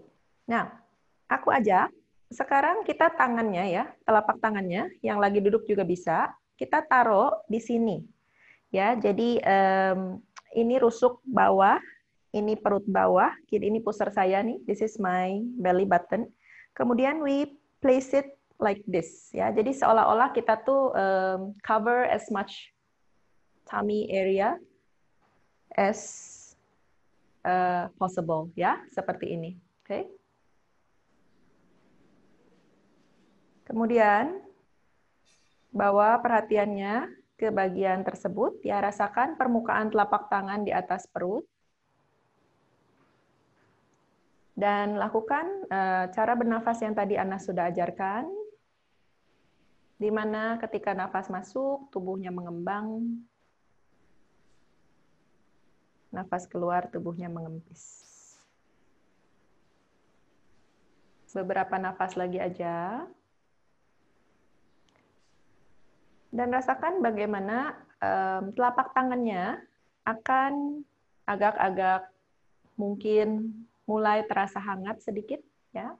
There is a warmth atau there is a slight temperature change on your palm. Okay, now your warm palm, ya, telapak tangan yang hangat ini kita pindahkan cover your face, cover your face. Kemudian kita biarkan aja rasa hangat itu meresap masuk ke wajah melalui mata, melalui kelopak mata.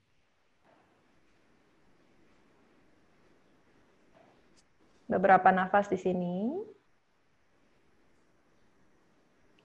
Oke, kemudian dari sini we're going to slide our hands back, ya. Jadi kita pegang aja kepalanya sendiri, ya, pegang kepalanya. Ya, kalau ada kabel diatur aja dulu kabel-kabelnya. Kemudian kita slide the hands back. Kemudian kita pijat sedikit our neck, ya, lehernya kita pijat-pijat aja sedikit, bahunya juga. Ya, jadi kita self massage. You can do this while standing or sitting.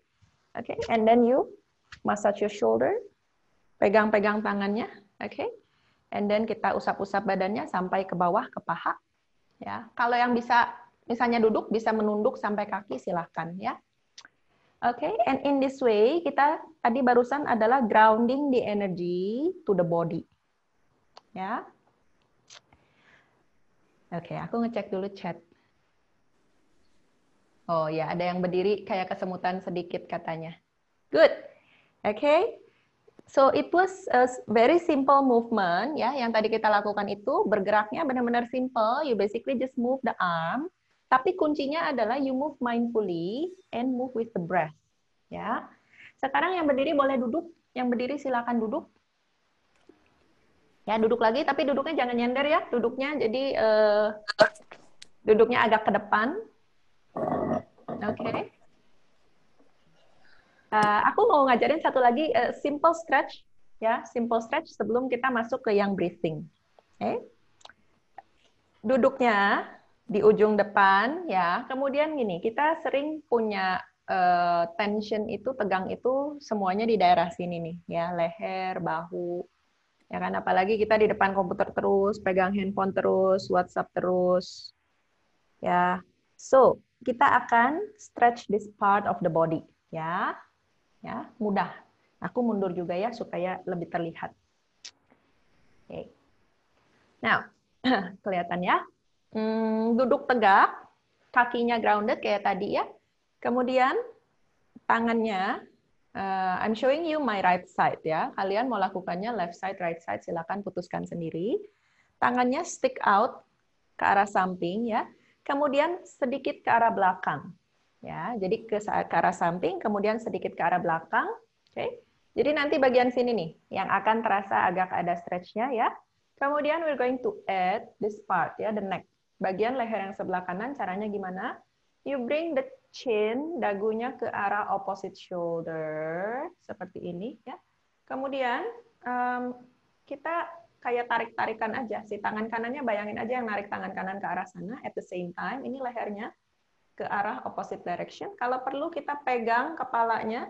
Kemudian kita actually just do a slight pull. Ya, very, very gentle. Soft and gentle, a slight pull.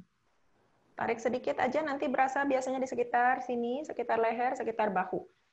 Tangan yang di stretch, yang ke arah belakang, bisa diatur angle-nya ya, sudutnya, jadi mungkin lebih turun, mungkin lebih naik. Kemudian rotation-nya juga bisa lebih, jempolnya bisa ke bawah, bisa ke atas, bisa ke belakang, dicobain aja. Ya. So this is for the neck. Okay.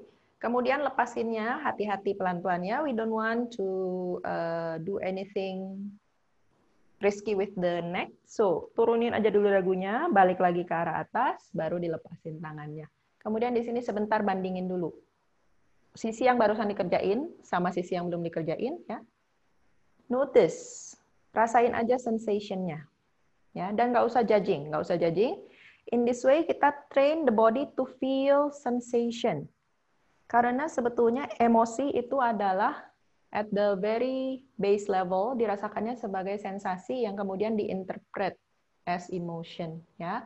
So, dengan cara kita melatih diri kita untuk merasakan sensasi sebagai sensasi, itu tuh kita lagi melatih sensitivity kita. Ya. Okay, let's do the other side ya. Sisi number 2 ya, sisi number 2. So your arms out like this ya. Kemudian a little bit back ya. Bagian sini, dada yang bagian depan, kemudian neck-nya, lehernya to the opposite direction, dagu ke arah opposite shoulder, oke. Kemudian bayangkan aja si tangan yang ke belakang ini ada yang narik sedikit. At the same time, lehernya to the opposite direction. Kalau masih perlu, use the hand to pull a little bit ya. Kasih tarikan sedikit. Jadi pegang kepalanya, tarik to the opposite direction. Sebentar di sini.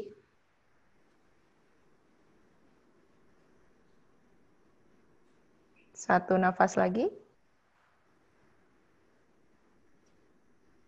Kemudian dengan lembut ya, dengan lembut kita longgarkan dulu lehernya, kita dagunya ke arah dada aja dulu, longgarin tangannya, kemudian kita baru tegakin lagi lehernya. Oke. Kemudian di posisi ini ya, sekarang kan semuanya lagi duduk ya. We're just going to shake your arms ya, just shake aja, just shake your arms, okay? If you can, shake your legs as well. Maaf, kakiku nggak kelihatan di kamera, tapi I'm shaking my legs. Ya, shake your legs, shake your arms, okay? Just shake. Okay. Kemudian kita akan berhenti, stop, diam dulu sebentar. Tangannya ditaruh aja di pangkuan. Kemudian di sini aku undang pejamkan mata atau redupkan pandangan matanya ke bawah. Dan sejenak kita just acknowledge ya, whatever it is that you are feeling right now. Sensasi apapun yang terasa di tubuh saat ini, tidak ada yang benar, tidak ada yang salah. Di-acknowledge aja sejenak.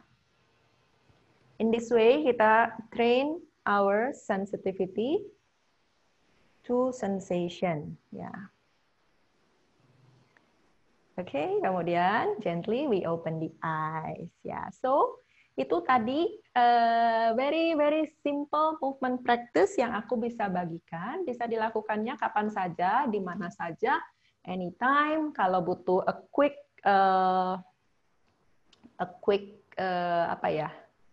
pick me up gitu ya.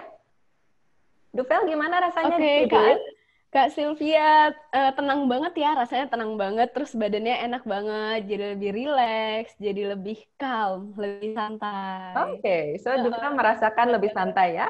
Lebih. Dan ada sensasi, beda-beda tadi aku bacain juga tuh, ada teman-teman yang ngerasa sensasinya hangat, ada yang merasa sensasinya dingin, kalau aku lebih ke hangat dan tenang sih, gitu. Oke. Good.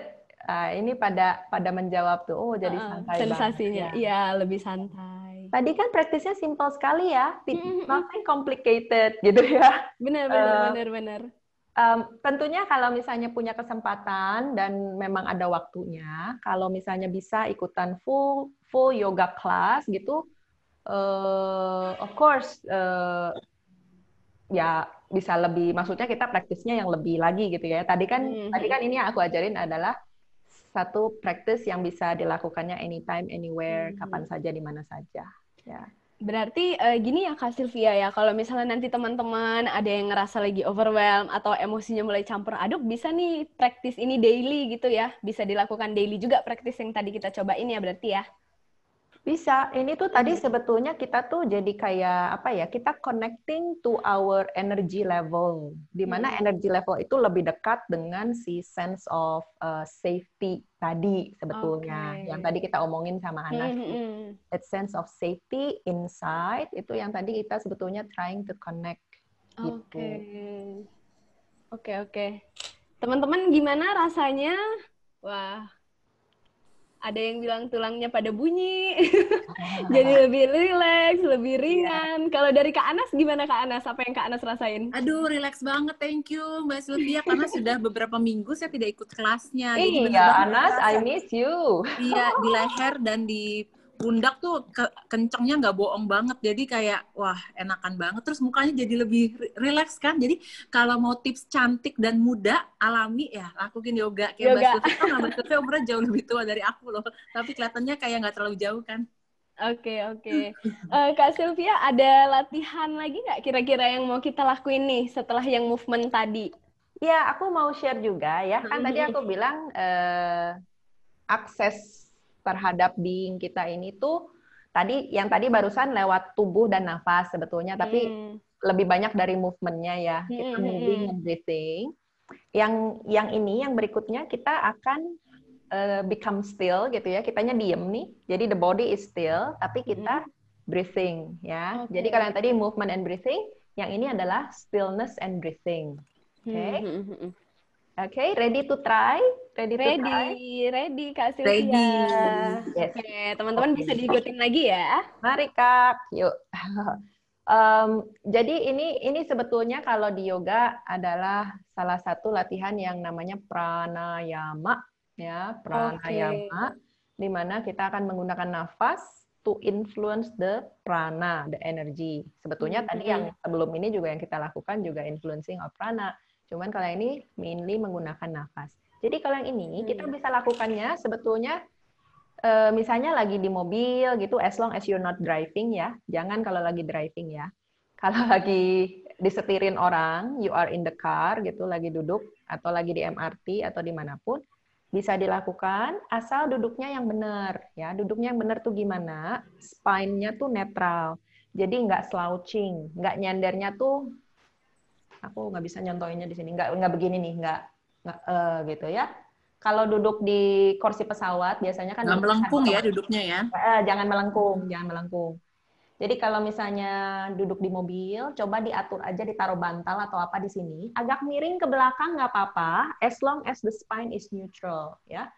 Idealnya adalah spine is upright. Ya, idealnya duduknya spine upright. Kalau mau berbaring juga bisa sebetulnya ya, berbaring jadi di posisi lying down. Kalau di yoga namanya shavasana.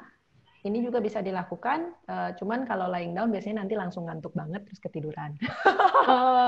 Berpengaruh juga ya Kak ya. Mbak Sylvia sampai dikeluarin dari Zoom. Iya, Anas saking rileksnya biasanya aku end class, Anas masih istirahat, kita biarkan saja.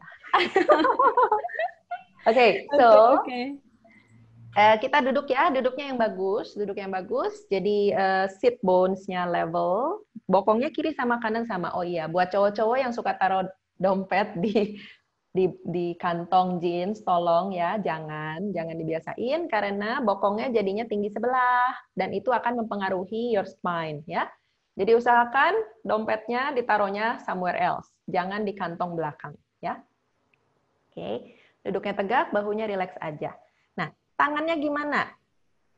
Aku kasih lihat ya, tangannya bisa seperti ini on your lap, ya on your lap seperti ini. Kalau ini nyaman, ditaruh aja di telapak di pangkuan.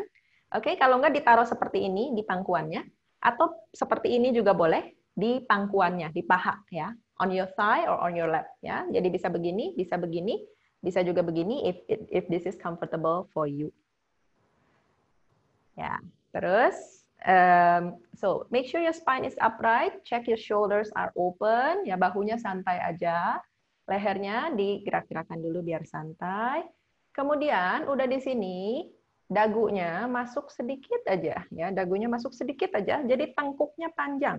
Jadi your spine is long. Ya, terlalu banyak Nas, kurangin sedikit. Ya, ya segitu kurang lebih. Bayangkan kita seperti puppet yang digantung dari atas ya. We're hanging puppet digantung dari atas. Oke, kemudian ini aku tidak akan mendemonstrasikan apa-apa ya. Jadi aku sarankan kalian mendengarkan instruksinya saja tanpa harus melihat. Ya. Kita akan merasakan nafas, rasakan nafas masuk dan keluar dari hidung.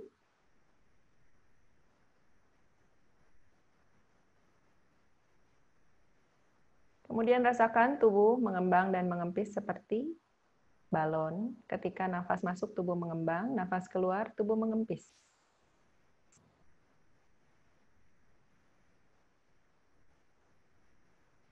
Kita akan melakukan, ini namanya sama free breath atau equal breath. Ya, nafasnya sama.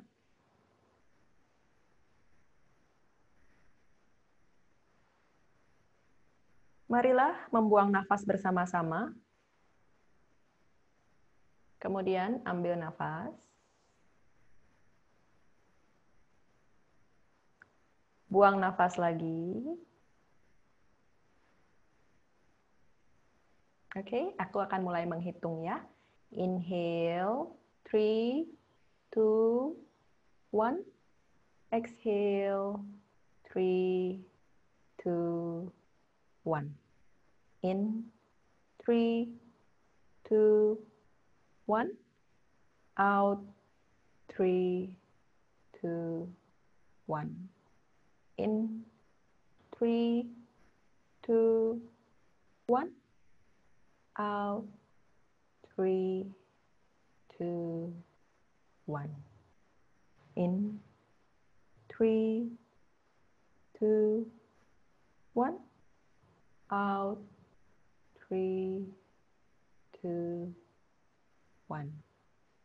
In, 3, 2, 1. Out, 3, 2, 1.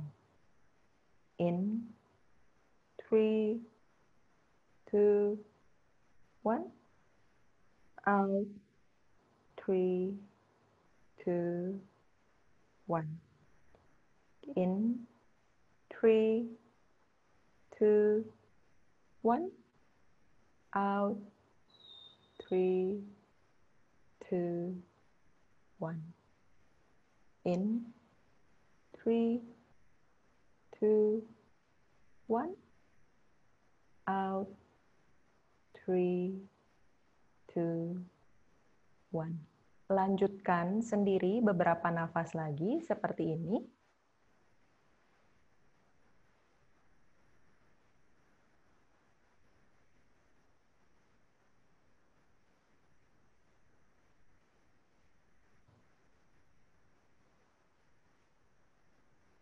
Jika nafasnya kalian memang lebih panjang dari hitunganku, silakan dibuat lebih panjang sesuai dengan panjang alaminya nafas. Tapi antara inhale dan exhale, panjangnya sama.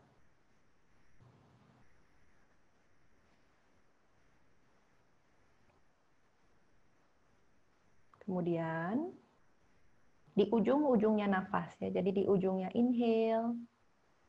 Biarkanlah ada a slight pause, ada jeda sebentar sebelum exhale-nya mulai. Kemudian di ujungnya exhale juga ada a slight pause.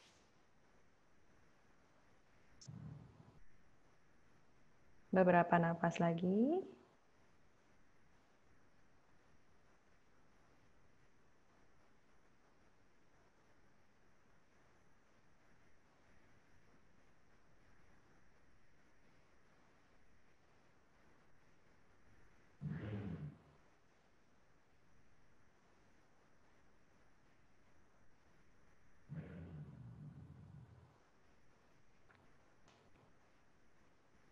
Kemudian sesudah exhale yang berikutnya, kita kasih lagi control of breath to the body ya. Jadi kita kayak kasih kendali nafasnya, balikin aja lagi ke tubuh ya. Let the body take over the breath. Biarin aja badan yang control the breath. So we stop controlling the breath. Ya. Kayak setir mobilnya kasih lagi ke tubuh, biarkan aja tubuh yang bernafas. Dan biarkan aja tubuh bernafas apa adanya, as it is. Sebagaimana apa adanya. Dan kita hanya mengamati saja. Jadi kita seperti take a step back, atau kita seperti mundur. And now we let the body breathe on its own. Biarkan aja tubuh bernafas dengan sendirinya.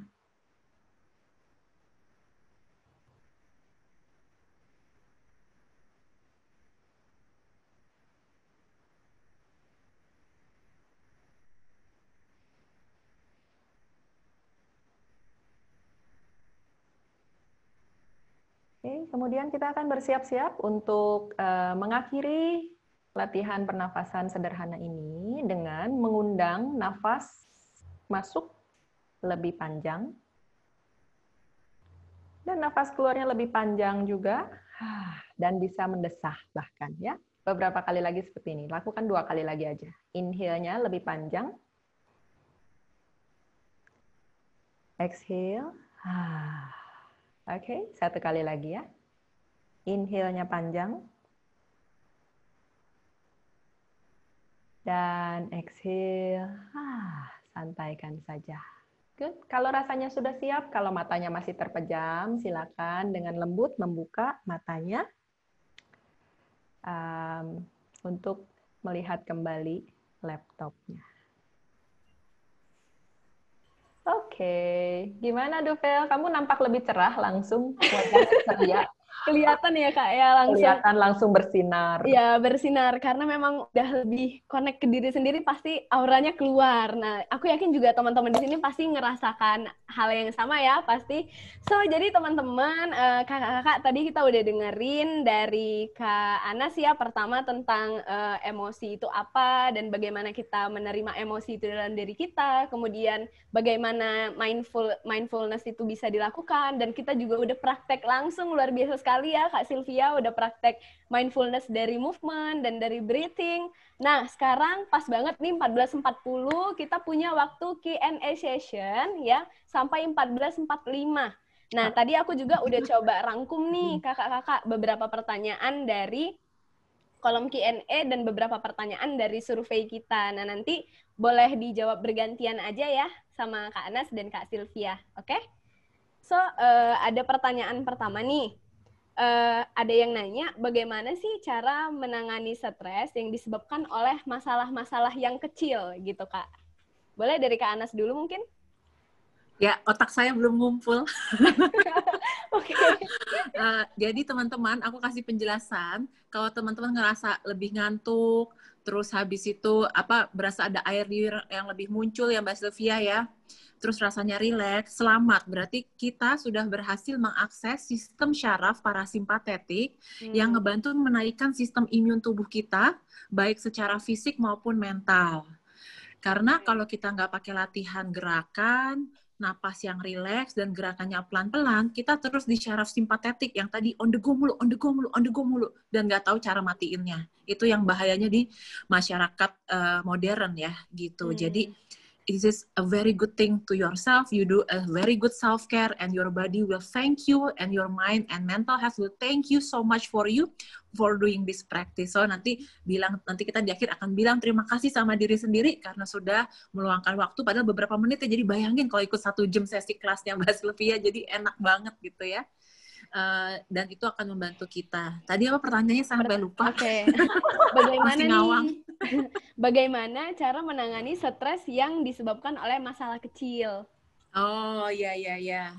Sebenarnya masalah kecil, masalah besar tuh tentang persepsi ya.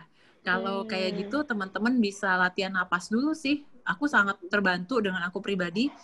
Tarik nafas tadi 3-5 hitungan, terus rasain deh seberapa penting buat kita.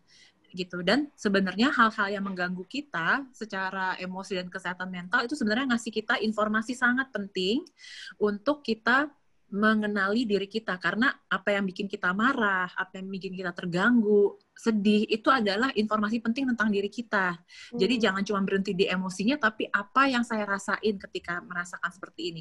Pertanyaan ini agak cukup generik, seperti pertanyaan di kolom majalah, jadi saya juga nggak terlalu bisa kasih jawaban spesifik gitu. Jadi saya biasanya kerjanya psikolog lebih kayak forensik, jadi lebih butuh banyak data, jadi stresnya tentang apa, kapan terjadinya, durasinya berapa lama. Jadi kurang lebih itu dulu, napas dulu itu yang dilakuin Mbak Sylvia, coba lakuin dalam 2 minggu, kamu bakal punya kesehatan mental yang jauh-jauh lebih bagus dan energi yang lebih produktif. Oke, thank you Kak Anas. Nah, ini ada satu pertanyaan lagi nih buat Kak Sylvia ya, lebih mengarah ke Kak Sylvia dari Pak Tison.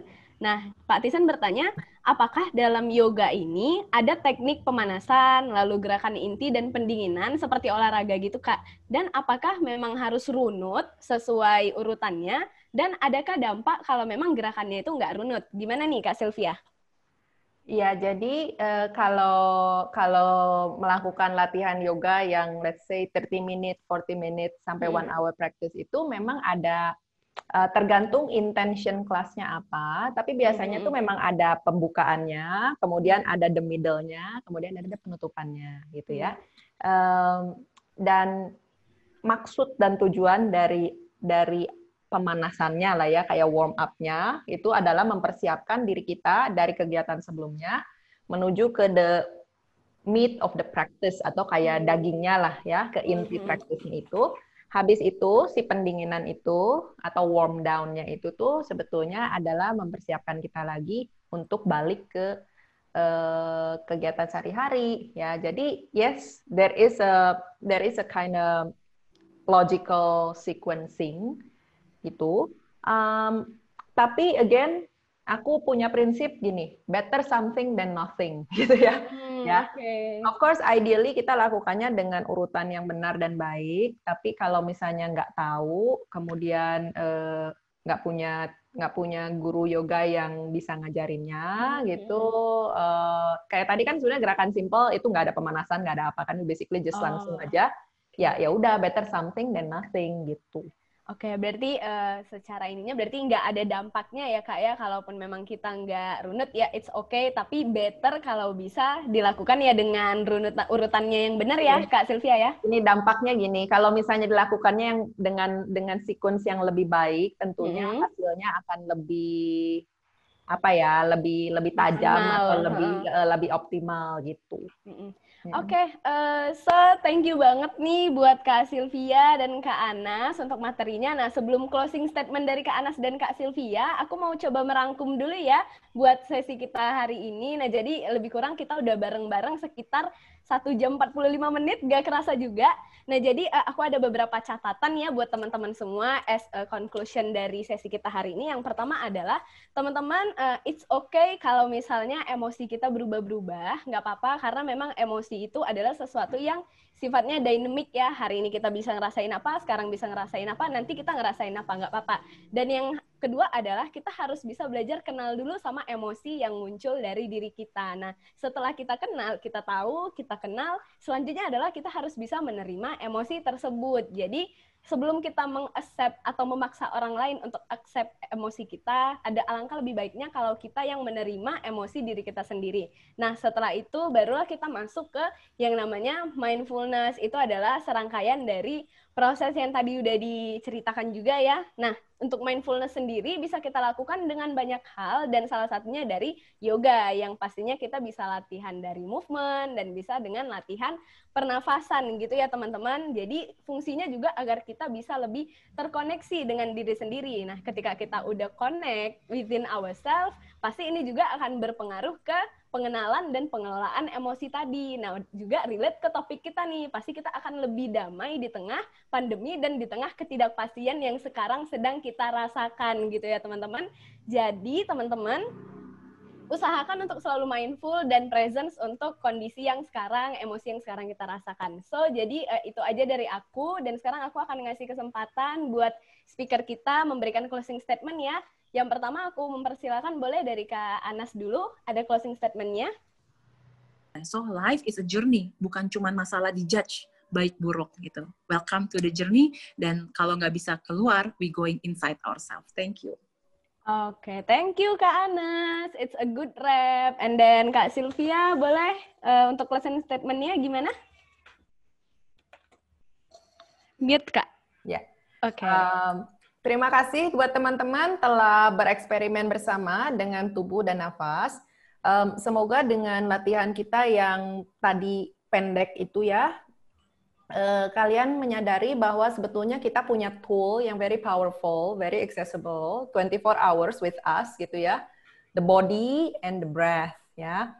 And then just invest a few minutes every day, setiap hari itu untuk melakukan sesuatu dengan tubuh, dengan nafas, dan itu tuh kayak kita memanage si mental health tadi ya, dan kita membantu proses kecemasan itu, membuat kita bisa merasakan lagi connection dengan the sense of safety inside, bisa merasakan the energy, dan itu yang bisa membawa kita melalui perjalanan inilah ya. Kita mengakui saja perjalanannya sekarang mungkin lagi kurang mulus gitu ya, jalannya agak kurang mulus gitu, tapi at least kita jadi punya power lagi atau punya tenaga lagi untuk melanjutkan gitu ya. Jadi jangan jatuh feeling desperate atau kayak depressed gitu ya.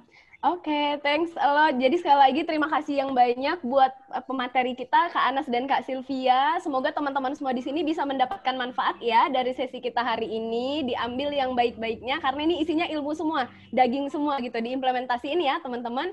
Ya, bawa bekal pakai sumpit, bekalnya penuh dan ada tahu. Saya Duvel, izin pamit. Sampai bertemu di lain waktu. Yeay, thank you semuanya. Bye-bye. Thank you, Duvel. Ya, Thank you, Anas. Thank you, Mbak Sylvia. Thank you, teman-teman Aitra. Thank you, teman-teman yang sudah hadir.